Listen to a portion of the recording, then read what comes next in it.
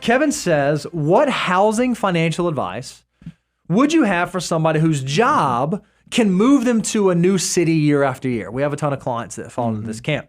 I'm 28, I'm married, and I have a 1-year-old. Now I know why I picked this question. And I'm a professional athlete in the minor leagues. Oh, that's so awesome. Oh, that's so cool.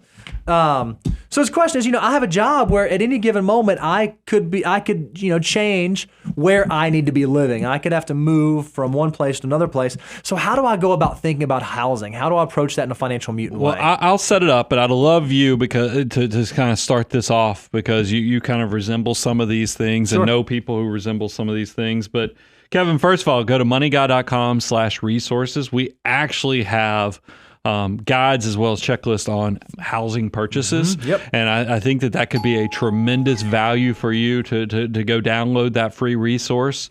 But Bo, you kind of you know people, or you've resembled some of these things. Sure. And he's not in his 30s, but this is starting to sound very much like a messy middle situation. It's super, because here you are. You're like, okay, I'm married and I have a child, and so I'm in this place where I want to set roots, but because of my vocation, I'm unable to set roots. Now, I'm going to go on a limb here.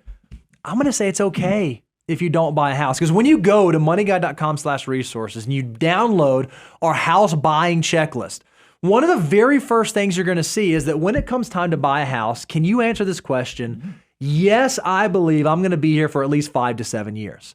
If your answer to that question is not yes, I would argue that home ownership might not make sense for you where you are in your current state, because what you don't want to do is get a position where, let's assume that the real estate prices have gone up really high right now and it's expensive. And so you try to buy a house and maybe you're playing for a team or you're playing in a city that's a really high cost of living. And so you buy that and then you get traded, or you have to move somewhere else, or you get relocated, or you get called up, or whatever the thing is.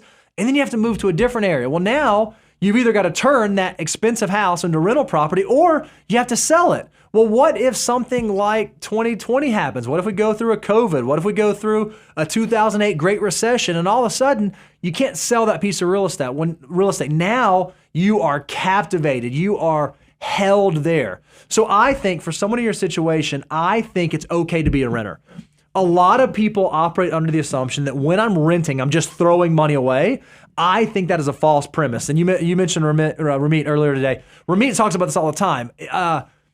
Renting is not throwing money away. It is buying flexibility. It is buying freedom, because all you're committing to when you have a rental is for the term of that rental engagement. So I'm going to be here for a year. I'm going to be here for a year. I'm going to be for a year, whatever that thing may be, so that at the end of that term, you can move and you can leave. There is no problem with doing that. Now, this is what I would encourage you to think about, because my wife and I had to navigate the same thing when we changed locations. We sold our house in Georgia.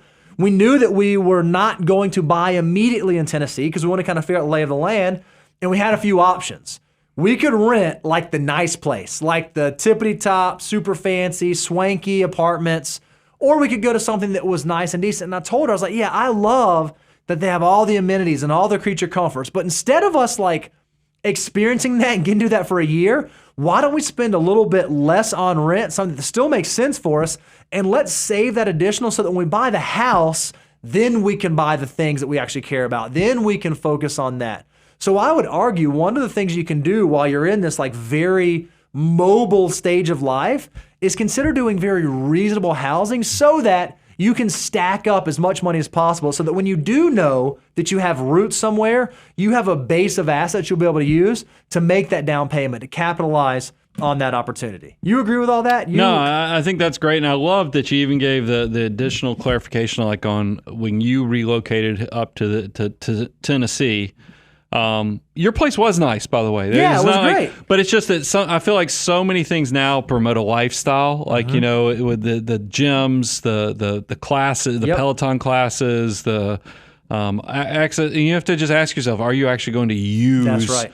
that country club atmosphere at that apartment complex, or do you just need a nice place to live? And it just be a good financial mutant with your decision making. And then Kevin, also when you get the big contract, I'm about to say, when you sign the big one, hey, don't forget the abundance cycle. We'll be waiting for you.